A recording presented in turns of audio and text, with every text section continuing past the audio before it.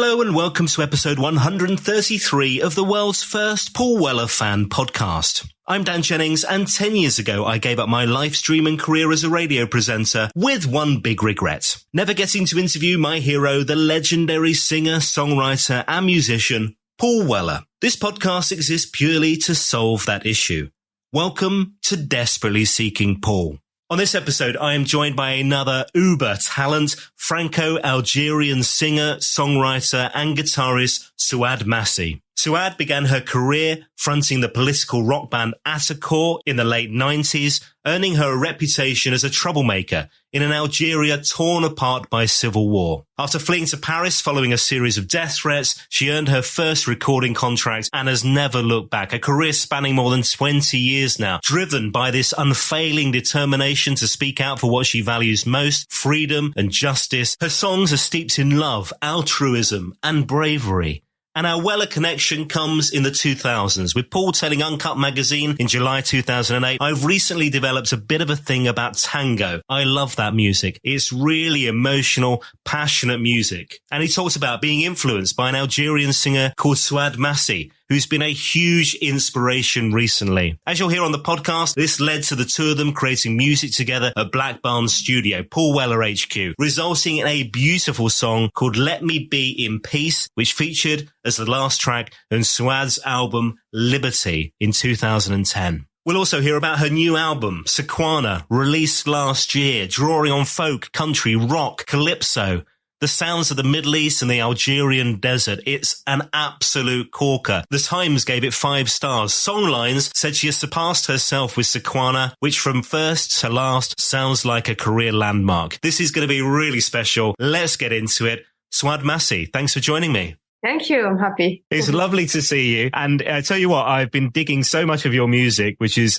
awesome. I'm looking forward to chatting about you, your creative experiences, how you make these beautiful sounds and these albums and all of that. And of course, we'll talk about the connections with Paul Weller as well. But first of all, I want to understand this love of music is like a lifelong thing. It's from a very young age. This has always been within you, hasn't it? Yes, I began to make music very young.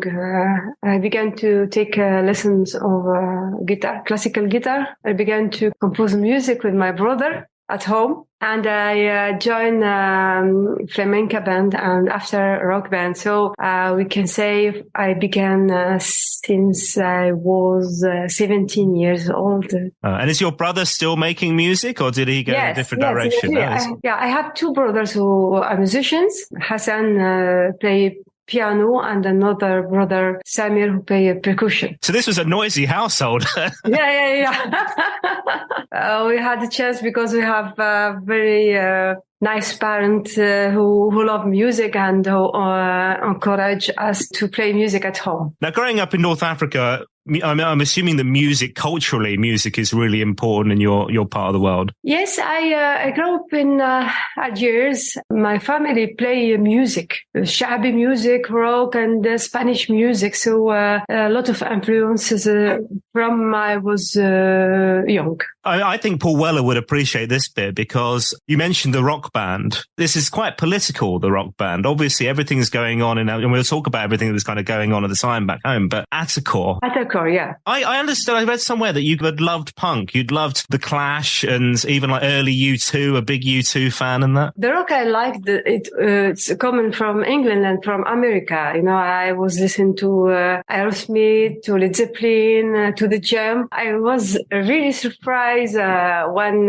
Paul Weller asked somebody from my last record company to make connection for working together. Yeah, that's just incredible because at the time he was making his album 22 Dreams and he'd come to a bit of a crossroads that he'd gotten, like the old band had been disbanded. He was making this double album and he talks about what an amazing inspiration you were. And he really got into tango music particularly and found you just a really inspiring musician and loved your music. I mean, was that passed on to you? Did you know about that? No, first no, but I was really surprised and happy because I know him when he was in the Jam band and I liked his voice. I find him really his superstar and with strong voice. And when I meet him, him on his studio, it was like a dream for me, you know. I couldn't really realize that I'm, you know, playing music and singing with him. It was really a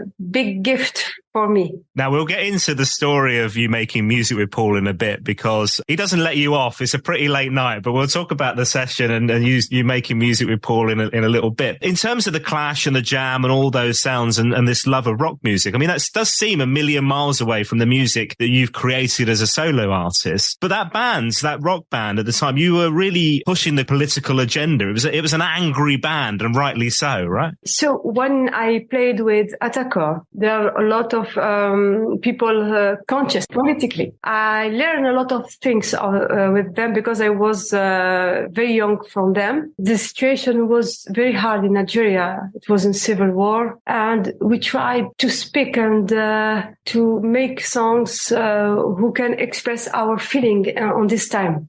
Because it was very hard and no hope, and all was difficult to life, to make music, to go to learn. And so the rock music is the real music to express our feeling on this time. I mean, it gets to the point where it's so bad and you start getting death threats and have to leave your hometown, have to go to Paris and flee your hometown. Is that right? Yes, I travel. I come to France. It was very hard to make music, very hard to express myself, and I afraid for my life, and so I leave Algeria and I come to make my music because I wanted to be free and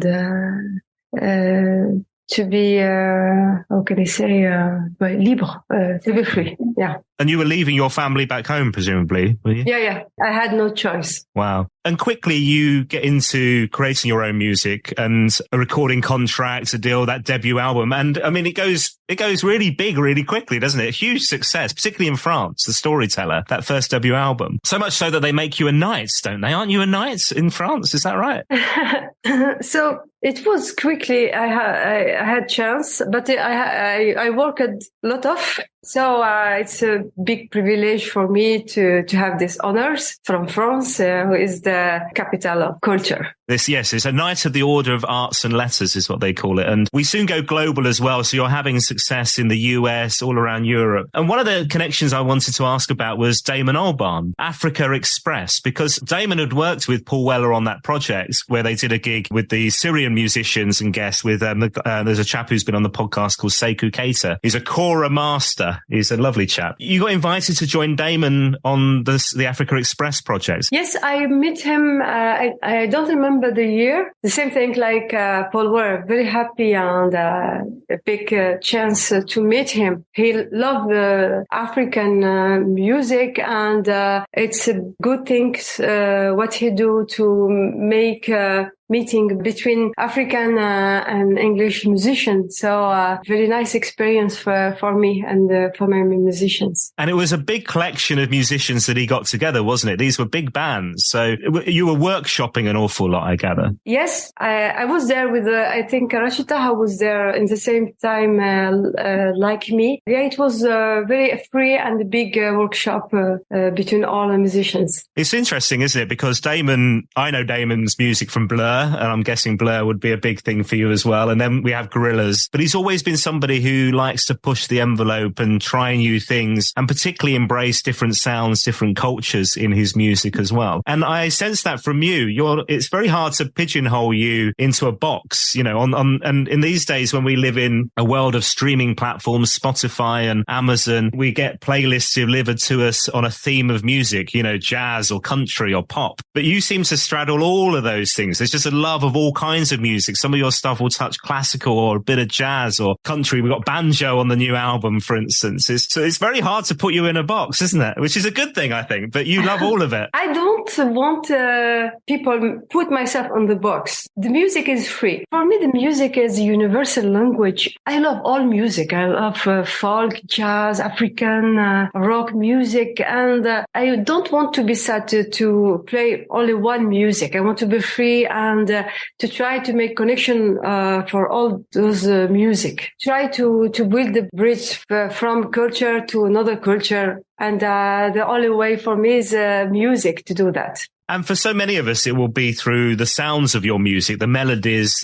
how that makes us feel. So the lyrics, I would have to translate and look up and understand the meaning behind the words and things. So it's a different experience, I guess, for some of us versus other. But ultimately, the sound is beautiful. But does that frustrate you that Philistines like myself wouldn't necessarily know what you were singing about all the time? I understand. I understand. I speak my mother tongue. I speak in Arabic, and I put the translation of my lyrics on my album. If people are curious, they can find easily the lyrics. So it's not a problem. So let's talk about Mr. Weller. So he got in touch with your record company or your management and just wanted to get a connection. And was that about creating music, or did he just want to pass on the fact that he was a fan? So first, I think he make another arrangement of one of my songs, who is Gheranta. He asked me if he can do that. So I was surprised and happy. And the second time, he asked me to meet him to see if we can do song together. So I go to his studio with my director artistic, and I find him on his studio working with his musicians. He gave me a paper and pen, and he told me, so you write your songs? And I say yes. And he told me, so write a song now. And we will improvisation music. So I was surprised. So I told him, I need time. He told me, okay, 1 hour, 2 hours. So, and was he like, get on with it? Come on, get on with it. Yeah. So it was a big opportunity for me, and I like his music. So I improvise, and I write a song about Let Me Be on Peace. It's about children who suffer in the world, and we do it. I think in 2 hours. The song we do together. We don't make special arrangement or mix. It's really the concentration of our meeting on this song. So really very nice experience for me. Wow. I mean, you make it sound so easy. No, it was hard, but tension was there, and I was very happy to meet him. So we try to make this song for children, and this is the most important thing. How different is that to your usual process? Because presumably, usually you're workshopping songs or you're writing lyrics, coming back to them, thinking, what comes first, the words, the lyrics, or the melody? How do you usually work, and how different is it to Mr. Weller demanding that in a couple of hours? They are not really rule, it depends of the song. There are songs who you begin with music, and after that you write the lyrics, and there are a lot of other songs you begin to write the lyrics, and you hear in your head music. So it's very different from song to another song. And when you were writing with Paul, so you started with the words. Did you have a bit of a tune in mind as well? I start with the words, and I told him what's the meaning of the song, and he began with his piano and he improvised. It was like that. Wow, this is mad. To be a fly on the wall would have been fabulous, eh? I understand you worked on it late into the night. Wasn't it like 3 a.m. you were working on this together? Because you're in the zone. You're just wanting to get it done. You know what? We began to work. He asked me, do you want to drink something, to smoke? I told him, I don't smoke. I don't I drink only water. So he told me, I'm not rock and roll. So really, I met very nice artist, really huge. I have a big respect for him, for his art. And he gave me some advice. He told me, don't take a lot of attention of the words. The most important thing that you are real when you sing. People feel it. And it was a very nice advice for me. And now when I write, I work with his idea. I love that. So you're taking the advice is something you've taken into future work. Yeah. That's really lovely, isn't it? I heard a story that you went to a French restaurant, all of you. Did you go to a French restaurant? Do you remember this? Yes. Movement lunch, because a lot of people come to him to take pictures. I don't know how they do, but he was very nice with the people. So I understand that in this moment that I was with the big stars. You say that, but I heard that you went to this French restaurant and the waiters all recognised you straight away, but they didn't recognise Paul.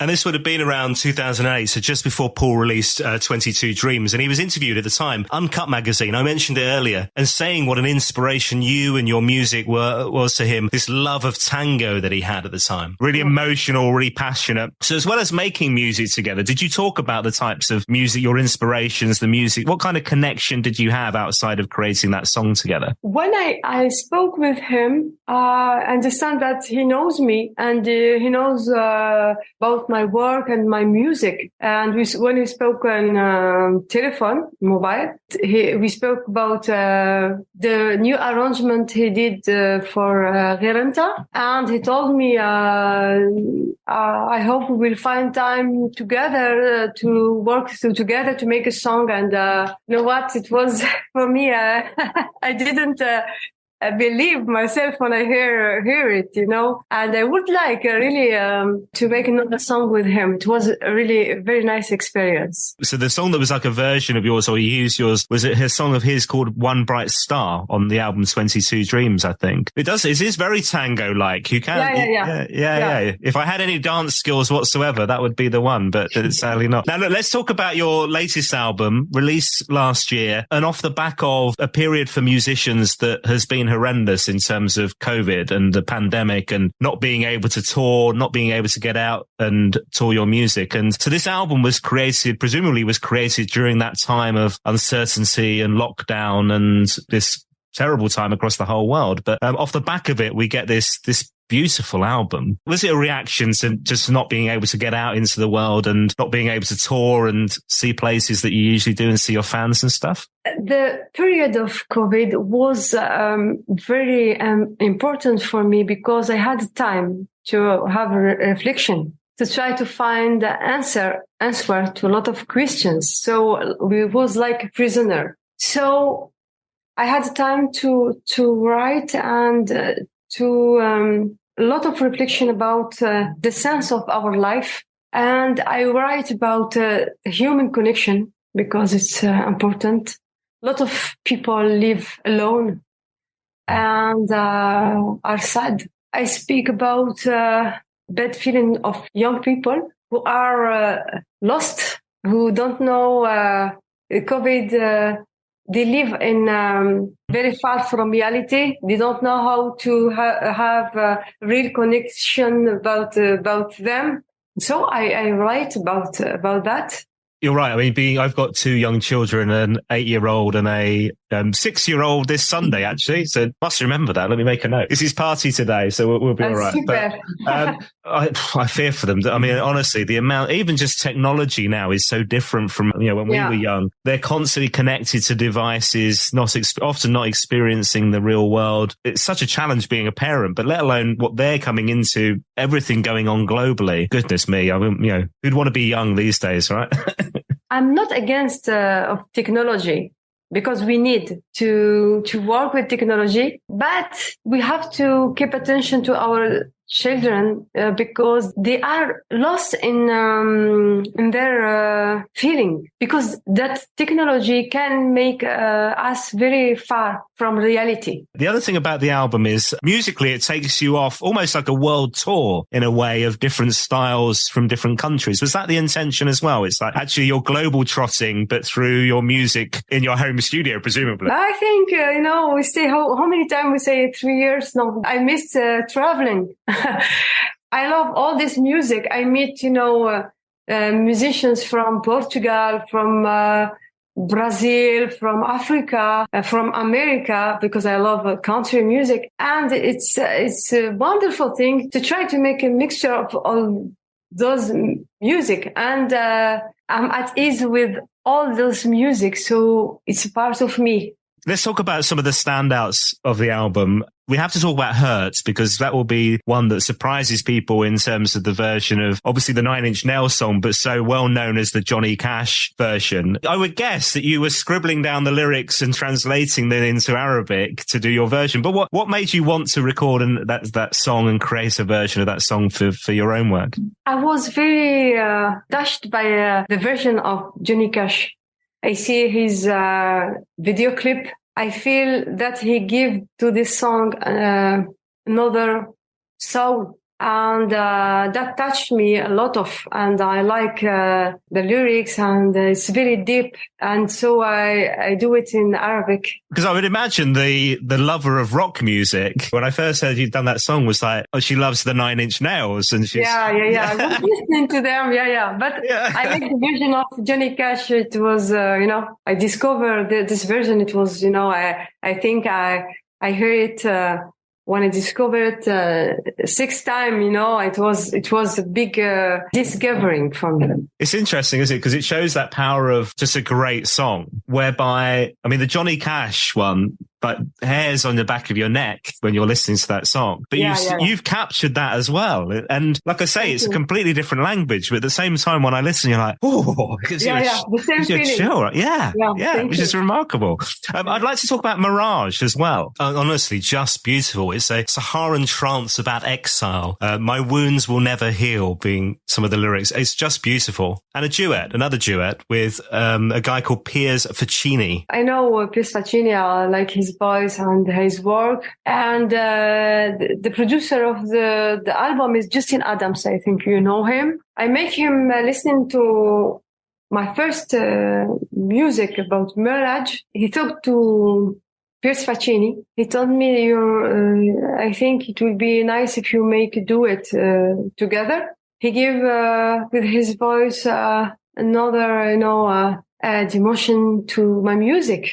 And when you were writing that song, did you always have the intention of working with somebody else on it? Or was it just going to be you and your music?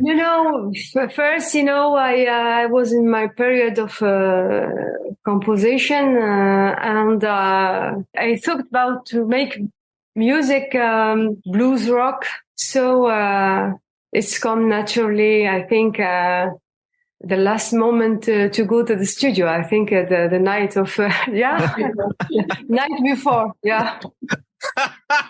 The other thing as well, so like you say, on your albums, we can read the translations, so we have the lyrics and the meaning. And I wanted to talk about the album Closer, a song about a Chilean songwriter, singer-songwriter, this song called Victor, which is a tribute to Victor Jara, who was a Chilean teacher, theatre director, poet, singer-songwriter and communist political activist. But he was a massive, massive influence. It wasn't just in Chile, it spread right throughout the world, were performed by like American folk artists, for instance. So had a huge amount of influence. Talk to me about the story of Victor and that song and his story as well, because it's a tribute to him. So I would like to make tributes to Victor because when I was young, I was listening to him and I have big respect to his life and fight for freedom. It was, symbol of resistance, and I like his voice and his engagement. And he was murdered by the Chilean military. Yeah. I mean, awful. Like, they smashed his fingers so he couldn't play the guitar and all that. Yeah. This story is horrendous. What made him a controversial figure for them? So he was a symbol of resistance, and he was in the front of, the social movement. So he wanted the government of Pinochet wanted to stop him because he gives, a hope, and he was a leader. And in Algeria, and when I was listening to him, a lot of resistant people come in the past in Algeria because it was the the home of the revolution. But honestly, you must be really pleased with the reaction to that album. I mean, one thing I should touch on actually, Paul Weller is very prolific in terms of the amount of material. We always seem to be getting a new album from Mr. Weller. I mean, every couple of years from you, we have a new album. You're clearly very, very creative. There's a lot going on. Yeah, but Paul Weller is more prolific than me. Only just, but he's had longer so far, hasn't he? We are inspired about a lot of things, news and people. So we have period like that where we have a lot of inspiration. So are you doing this every day? Is it most days you're writing creative music, thinking about it? Or do you have periods where you're doing, I don't know, you're watching box sets on the television or doing something completely different? We have a period. So in our life we think about a lot of things, and we have special period where we began to write. It depends on the song. Some song, for example, I can write it in one day.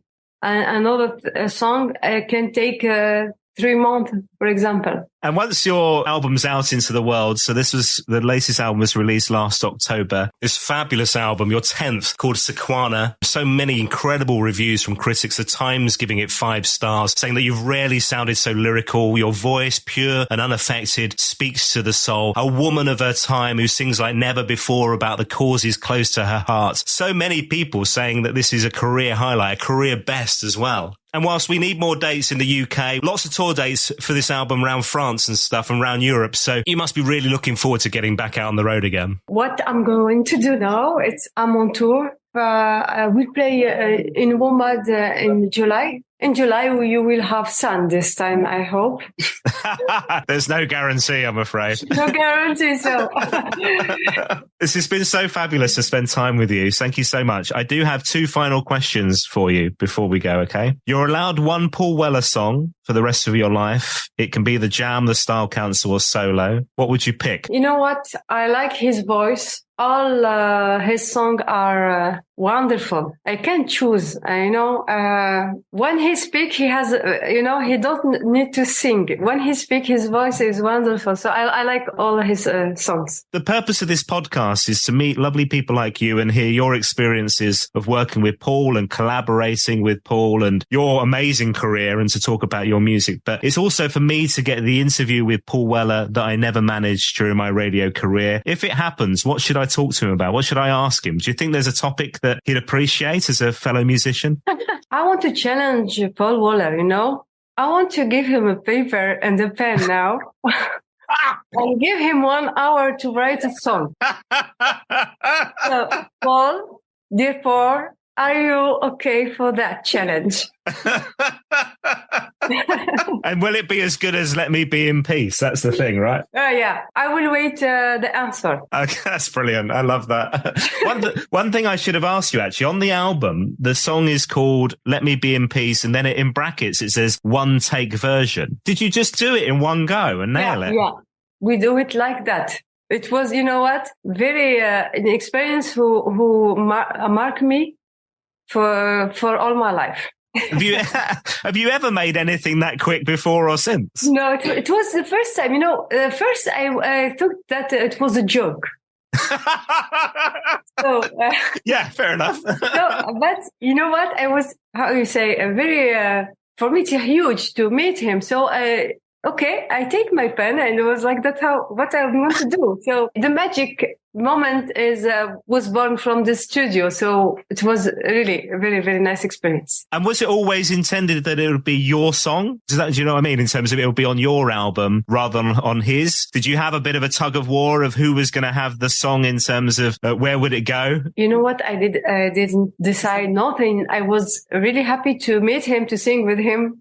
Who want to make the song? I don't care about that. This has been so lovely. Thank you so much for your time. I really appreciate it. Thank you. Bye. My thanks once again to Souad Massi for joining me on the podcast, another fabulous guest. If you want to find out more, dig into the album, the new album that we talked about, make sure you check out the show notes to this podcast on my website. You can hear the collaboration with Paul and also Paul's song One Bright Star from the album 22 Dreams alongside Souad's I Only Love You. Really nice to hear the two together. PaulWellerFanPodcast.com. You'll find the show notes to the podcast there. And whilst you're there, you can show your support. Just head into my store if you want to get exclusive merchandise, or you can buy a virtual coffee as well. Doing that over the past week. So on the roll call, Roger Clark, hello to you, sir. Thanks for your virtual coffee. Alex McLaughlin says, really enjoyed Richard Houghton's stories, brought back memories of sending off a postal order and a self-addressed envelope, then days later, nervously opening that envelope when it came back, praying it contained a ticket and not just the returned postal order. Simpler times. Hello to Phil Baker. Thank you so much for your virtual coffee. Really generous. Cheers, mate. Thanks so much. Get involved on my website, paulwellerfanpodcast.com, and just head to the store. On the next episode of this here podcast,